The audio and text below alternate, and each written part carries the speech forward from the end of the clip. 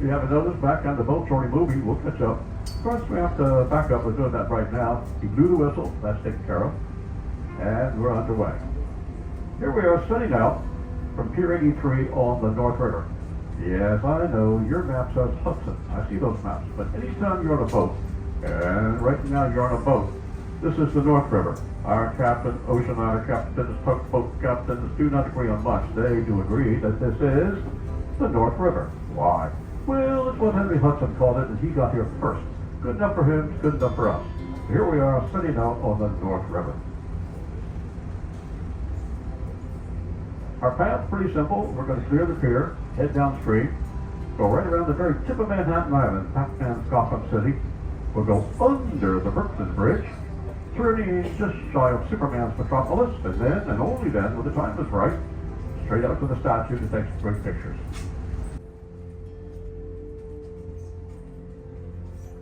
Once again, just use caution, move it around, take it outside, it's going to be a little slick. Alright, on the way downstream, the left side of the boat will be Manhattan, right side will be everything else. If you look to your right, you'll be looking west. Starting out there somewhere is Indiana. We got folks on here from Indiana. Well, you won't see Indiana for this boat even on a clear day. What you can see is what we see every day. Well, many people have a handy naming things around here. First came the Native Americans, and they gave us Weehawken, in translation, rocks that look like trees. And they gave us Manhattan, Manhattan, Island of Hills. Then came the Dutch to give us Brooklyn, Hoboken, and Cody Island. And waffles too, but that's another story. Then came the English to name everything else, New York, Chelsea, everything else. If you're on this boat, there's a pretty good chance that you are from someplace else. If that's the case, an even better chance that someplace smaller than this place most places are. Perhaps you've been a bit overwhelmed since you got here. Why, it just might be that instead of a city that never sleeps, you're from a place where the all-night restaurant closes at 4 in the afternoon. Not going to replace the tunnel, just put another one down here.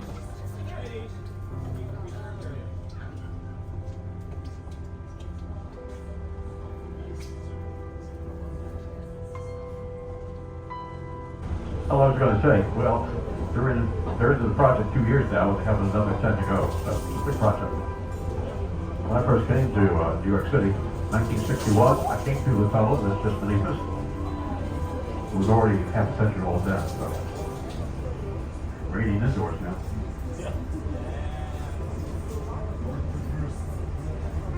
All right, well, back on the left side, here come those Chelsea piers. Now, the best known of the piers, Q59, easiest spot, the one with the steel curtain around the outside. The steel curtain at the very moment is keeping golf balls from sailing into the river.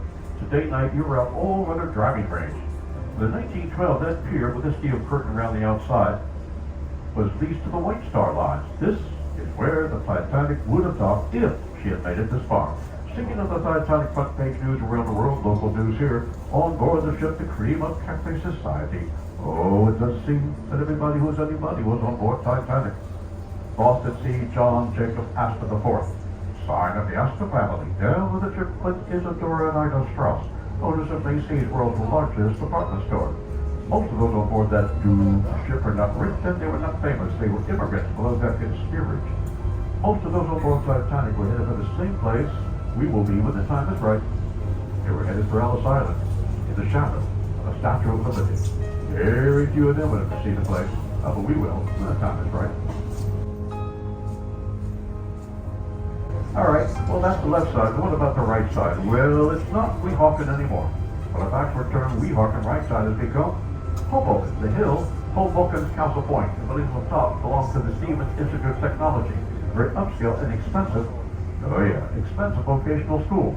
4 years at Stevens on top of this hill, and Hoboken will set you back. More than 4 years at Princeton or Harvard or Yale. On the other hand, come out of Stevens after 4 years on the hill, and you will get a job, which is more than Harvard can promise. I would think the most famous export to come out of Hoboken would have been old Blue Eyes himself, Frank Sinatra, Chairman of the board. Grew up in Hoboken, he's down on Garden Street behind that hill, the only child of an Italian fireman, second generation out of Ellis Island. If Frank were still around today, he'd be 110 years old. But they have not forgotten him. I have. The road on the waterfront to your right, going around the hill, has a name, Frank Sinatra Boulevard. And there is one neighborhood, just one, we still call a village. It's back to the left and here it comes. Here comes, outside, Greenwich Village. Funny looking pier with the trees up on top, that's the end of Chelsea, close to the Chelsea Market. To past that, we're down on Greenwich Village, the West Village, Friends territory, just off the waterfront, two streets come together, Bethlehem and Grove. And there you would find an apartment building, small but real. You might expect to find Rachel B.B., Monica Ross Chandler, and the rest of the gang of friends. They're not real. Don't even bother looking for Central Perks. It never existed. What does exist, you can see for yourselves right on the waterfront, those three glass towers. Bit of a green tinge. Looks like one building is straight. The one furthest down, the long-time home of the Wolverine himself, Mr. Hugh Jackman. What was he doing there? Well, he did own 3 floors in the building, and he was filmed most recently to appear on the Broadway stage in The Music Man. But Wolverine has sold out, moved on down the road, so have we. Right side, Hoboken still. Building with the clock tower, an old railroad station, still in use. Hoboken's railroad station, built in 1907 by the Erie Lackawanna Railroad.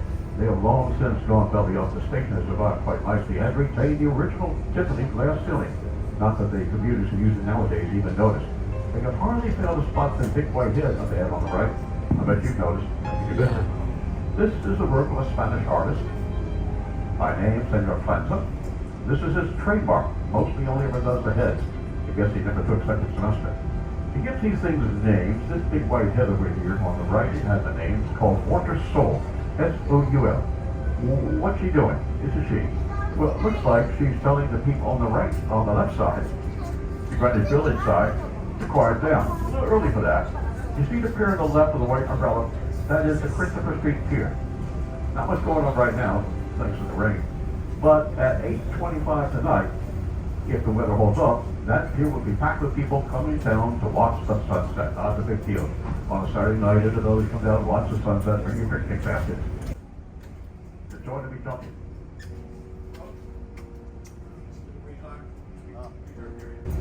Yeah, reserved area. Yeah, I know it's not a lot of people there. You got to have one of those green armbands, the wristbands. Where are we? Left side, Christmas Street here. It'll be packed with people if the weather holds up. You want to join in? Don't need a reservation and it's free.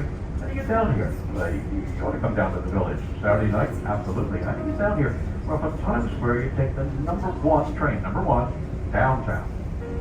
And you get off at Christopher Street. And then you just follow the crowd. You'll end up at that pier on the left. Join the big jumping. Weather permitting. Now notice I said take the number 1 train downtown.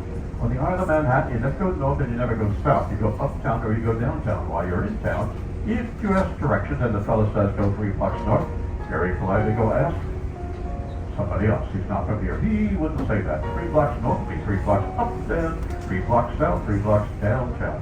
And while you can go downtown to this island, you will never get there. You see, here, there's not a place. It is a direction. You go there, but you don't quite ever get there. Right now, all of us are going downtown. We won't get there. But you know what? We can look there. They can't stop us. Let's do it. Outside the boat, look all the way down towards the end of the island, pretty much as far as you can see. What do you see? Well, you should see some very tall buildings very close together. A cluster of tall buildings so tall, so close, they form canyons. And it's become quite dark and deserted at nightfall. A perfect haunt for a creature of the night such as Batman. Here on your left is Gotham City. It is also the financial capital of the world. Every business day, Monday through Friday, 1 out of 4 financial transactions recorded on the planet take place in these canyons of Gotham City. Well, by now, you picked up the tallest building down here. How could you miss it? Almost twice as tall as anything else here in Gotham City. That is World Trade Center number 1, what folks landing was so-called the Freedom Tower. It's an office building for sure, but with an observation platform at the very top. How do you get there? Well, you need a ticket and a reservation. Show them time, they put you to the sky pod. Not an elevator, it's a sky pod. They send you straight to the top, no stops. 40 seconds is all it takes. Whoop, you go. A few minutes later, your stomach arrives. Well, then what? Well, from there on a clear day, not this one, but a clear day, they say you can see forever. Actually, it's about 50 miles in even the best of days, but it's quite a view. fixing the curvature of the Earth. If nobody goes to the top of the antenna, don't even think about it. That antenna is 541 meters above the ground, making this the tallest building in the Western Hemisphere. Now that is an odd number, 541. How did they come up with that? No, they didn't. But 541 meters converts to 1,776 feet. You get it, 1776. And then the Declaration of Independence, and remember that date because pretty soon, before we're done, when the time is right, you're going to hear it again big time. Now, weather is improving a little bit. I can see a mile now. If you're in the front of the boat and you're looking at the harbor, by now you've seen the statue. She's out there. Don't start taking pictures just yet. You do that, everyone's going to know you're from out of town. You want to take a picture of something, take a picture of the big clock on the right. The Colgate clock goes on that bar. It's been out there since 1924. For us, that clock is a landmark. Marks the spot with the North or Hudson River now behind us, the diamond of the ocean now ahead of us, and marks our entry into the legendary Golden Door. Through this harbor, yet of a glacier that melted 20,000 years ago, we would follow the largest mass migration in history. More about that when the time is right. Now, it's all well and good to look at this Gotham City from the boat, but most of it you can't see from the boat. You have to go downtown on your own. Knock about, how do you get down here? What makes the most sense from Times Square, where you're going to end up, to take the E train either to Everett. Why that train? Because if you take the E train downtown, you will not miss your stop. The last stop is right beneath that Freedom Tower. That's the key to everything. You come upstairs, you'll have the 9/11 Museum, Memorial, Freedom Tower, Brooklyn Bridge. It's all right there. Wall Street as well. Stop in and visit the grave of Alexander Hamilton. You're not going anywhere.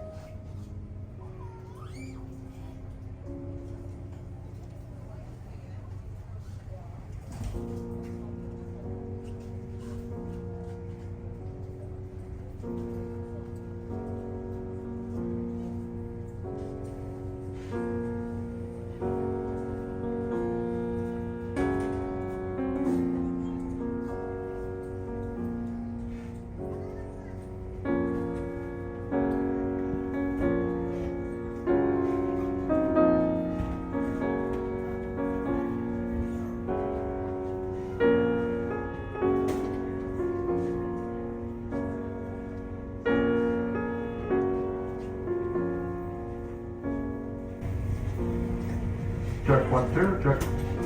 We turned the sound up downstairs, should be a little better.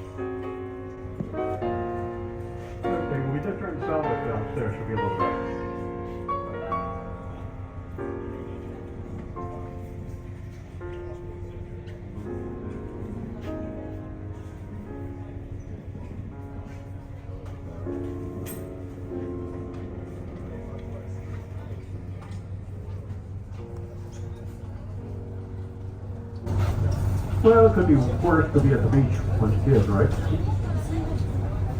Now, this is called the Landmark Cruise for a lot of good reasons, not least of which is landmarks. Statue of Liberty, Colgate Clock, but here comes my favorite.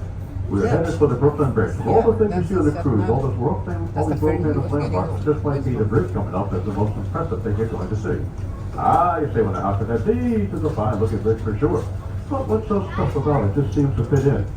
Yeah, it does now, and you could easily fall into a trap. Believe the Brooklyn Bridge was built to fit the scale of this most heroic of cities. But you know what? You got it backwards. It is the other way around. The city was built to fit the scale of this most heroic of bridges. When I start working the Brooklyn Bridge in 1869, there was nothing around here more than 4 stories high. In that year, you could, if you wanted to, take a train from New York to San Francisco, 2,610 miles across an entire continent. You could not take a train from one side of this so-called East River to the other, not even a mile. But there were no bridges, and the experts are pretty certain that such a bridge was not even possible. Well, the experts are gone, the bridge is still here.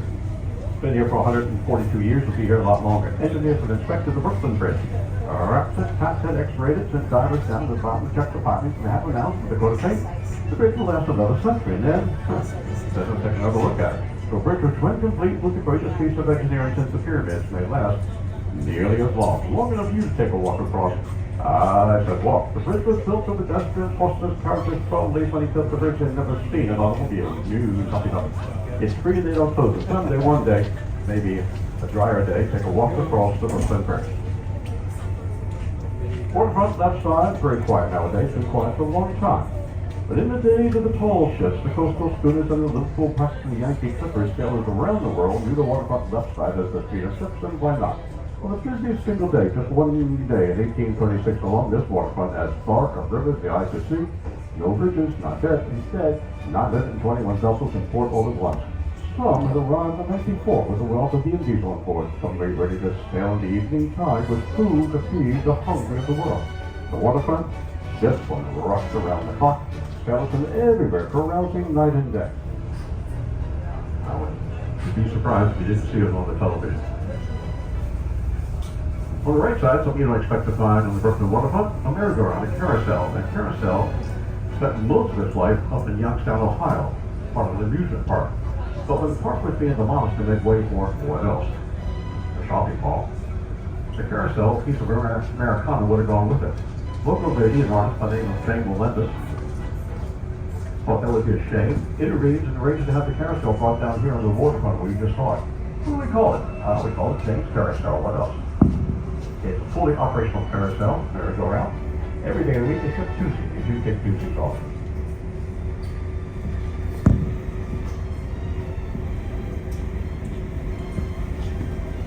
This East River, as you now know, is not a river, it's a tidal strait, and a pretty busy one, commercially. Barges coming all directions. Dinner boats, sightseeing boats. What we don't get here in the East River anymore, battleships. Here comes our third and final bridge. This one is not like the others. Sounds like Sesame Street, doesn't it? One of these bridges is not like the others. Well, this one is not like the others. And you can remember how the Brooklyn Bridge was constructed, or better yet, look at your pictures. You remember those stone towers of solid weight upon the earth, granite from the state of Maine? Okay, but now look at the towers on this Williamsburg Bridge. A delicate lacework of iron and steel. What came in the 20 years between the Brooklyn Bridge and this one? The answer for the engineers, the Eiffel Tower. A demonstration entirely by a true genius, Gustav Eiffel. The possibilities inherent in the new technology. The Queen's Now, if you took this the bridge, view turned it up one end, and gave it from the floors Eiffel and walls Tower and ceilings, do you know what you have? Why, you would have a skyscraper. Bridges and skyscrapers are first cousins. Bridges came first. It's here, it is. Was not in the tower business. Yes, he's famous for the Eiffel Tower, but he was not in that business. He was in the bridge business. Yeah, Gustav Eiffel. So, indirectly, skyscrapers come to us from Paris. Yeah, and you see But the one Eiffel direction Tower they come to us style, from right? Chicago, stateside, took the lead. But Chicago quickly took itself out of the running. In 1892, they imposed height limitations over their buildings they could afford to. Chicago has a lake on one side of some size. I know, I've seen it. But they can sprawl north and west and south. They've done it. I've seen it. Not here, Manhattan Island has to go straight up. Skyscrapers make little sense here. There's a building form not that old, little more than a century. Halfway through that century, half of all the tall buildings on the planet had made their way to this one little island of Manhattan. Most famous of skyscrapers, well, that is a no-brainer. And the answer hasn't changed. In 1948, it is. What else could it be? It must be the Empire State Building, and there it be to your left. Oh, very dramatic. Look at that. The morning mass up in the clouds like Jack's beanstalk. Get that picture. 94 years old for 42 of those years, the tallest thing humans have ever built. Observation platform up in the clouds, made famous by King Kong. Last elevator goes up at 11 p.m. It's open midnight. Last elevator 11 p.m. You got plenty of time. Hopefully the day will improve for you. We, on the other hand, are running out of time on this first leg of our journey. It's time for us to turn. It's time for us to head to the statue. Do a nice, smooth, slow turn to left. Put your iPhone on video. Even with the clouds, get a nice panoramic shot of Midtown Manhattan, which is Superman's metropolis, how do I know? Well, not far from the Empire State Building, you would come to the offices of the New York Daily News, which from the appearance of films of the Magic of Hollywood become the offices of the Daily Planet. Yes, of course, where you would find Clark Kent, America's most nearsighted woman, Lois Lane. Superman puts on a pair of glasses and she does it for recognizing. Well done. Lois had contact lenses, there wouldn't be any story. Our story, it's time for us to take a U-turn and to the statue. Take a little break right now. We've been at the restroom, snack bar. Go find your kids. I'll see you back at the Brooklyn Bridge when we head to the statue.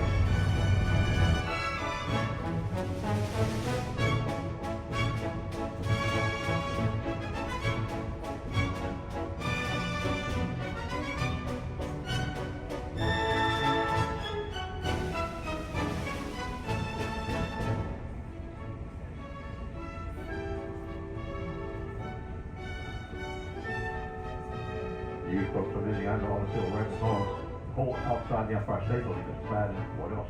Indiana limestone from Bedford.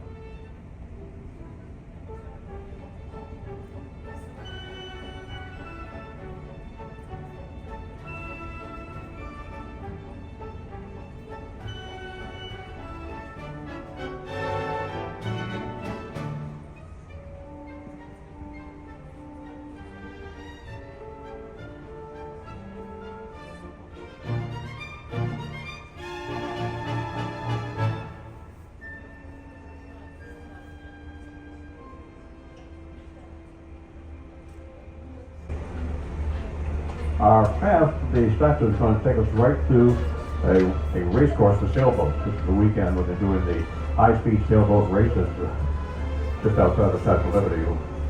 We'll have to work our way towards that to take care of it. We'll have to weave our way through the race course to get to the Statue of Liberty. That's coming up.